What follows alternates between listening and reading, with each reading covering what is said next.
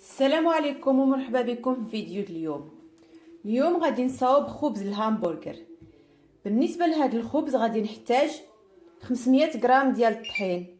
انا هنايا خلطت بين الطحين الابيض اللي هو الفورس وطحين القمح الكامل، درت 250 غرام.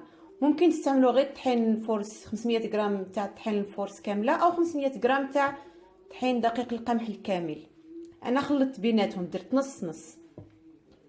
غادي نحتاج 150 مليلتر حليب دافئ، 150 مليلتر ماء دافئ. بالنسبه للماء غادي نزيدو تدريجيا، نشوف شحال غنحتاج في الاخر.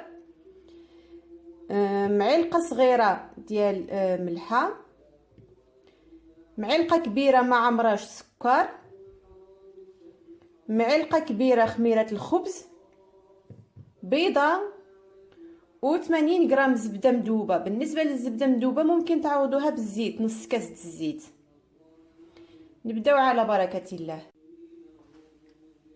كاول مرحله غادي ندير النواشف الاول. غادي ندير الطحين،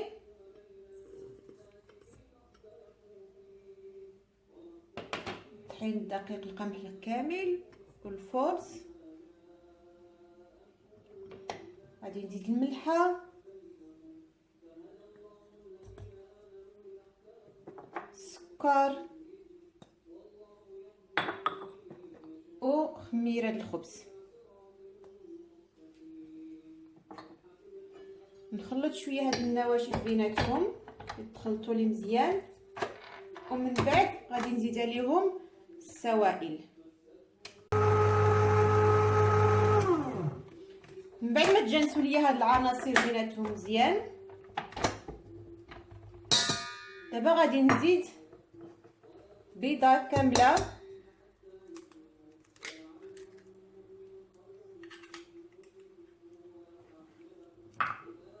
والزبده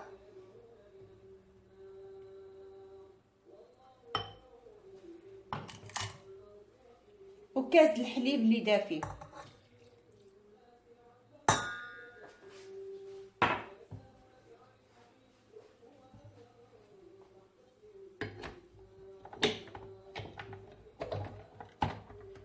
دابا غادي نعجن هاد المكونات كاملين مع بعضياتهم، ونبقى نزيد في الماء شويه بشويه.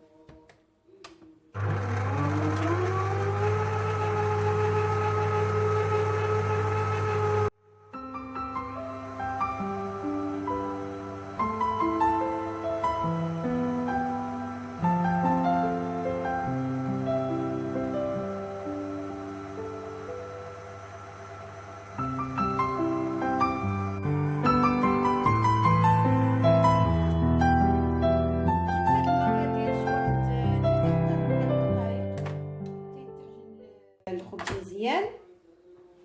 بالنسبه للماء شاط لي هذا المقدار هذا، ما استعملتش 150 مليلتر كامله، شاط لي واحد 40-50 مليلتر.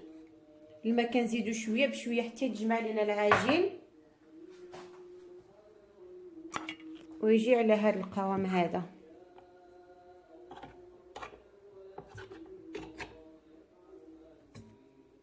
كيولي ما كتلصقش شويه يعني عادي.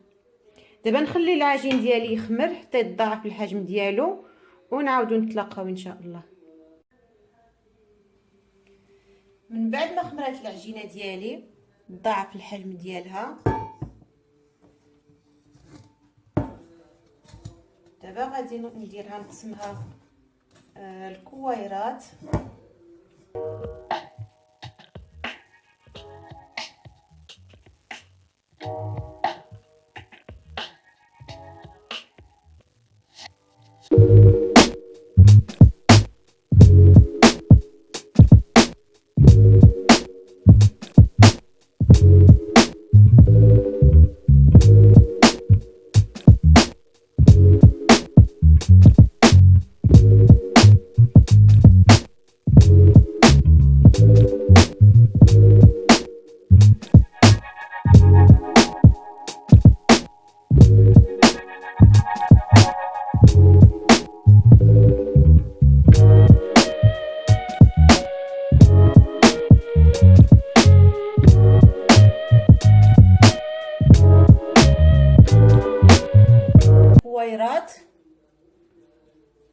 نحاول ندير لهم كويرات متساويه الحجم، ونحطهم في اللاطه ديالي على هذا الشكل هذا، ونحطهم في اللاطه ونرجعهم يخمروا شويه، واحد ربع ساعه حتى 20 دقيقه عاوتاني مره اخرى. من بعد ما قسمت العجين لكرات متساويه بهذا الشكل، داك العجين خرج لي تقريبا، خرج لي هنايا 6 5 11 الحباو. قرصتهم غير شويه. بالنسبه للعدد نتاع الحبات على حسب الحجم اللي غادي ديروا، حجم الكرات اللي غادي ديروهم. بحال انا درتهم حجم متوسط خرجت لي 11 وحده. الا درتو الحجم كبير اكيد غادي يخرج قل، والا درتو حجم صغير غادي يخرج اكثر، على حسب كل واحد والحجم اللي بغا. دابا غادي نخليهم يخمروا مره اخرى واحد ربع ساعه حتى 20 دقيقه، وندخلهم للفران. نتلاقاو من بعد. من بعد ما الخبيزات خمروا مره اخرى كما تشوفوا حتى هادو ولاو على هذا الشكل هذا. دابا غادي ندهنهم بالماء، اما يدهنوا بالماء عن طريق الفرشات، هاد الفرشات هذه، ولكن غير بشويه باش ما تطيحوهمش عاوتاني، او انا غادي نرشهم بهذه الطريقه بالماء غير شويه.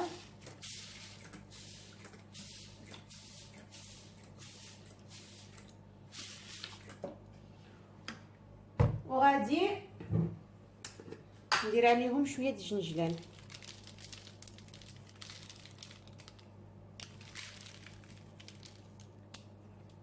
وندخلهم للفران على درجه حراره 150. انا ديجا قلت بلي الفران ديالي كيطيب دغيا، عليها كندير درجه الحراره غير شويه وكنقابل الحاجه ما نخليهاش. غادي ندير غير على 150 وندخلهم يطيبوا تقريبا واحد ربع ساعه حتى 20 دقيقه، مع المراقبه اكيد. وقت ما طابوا غادي نحيدهم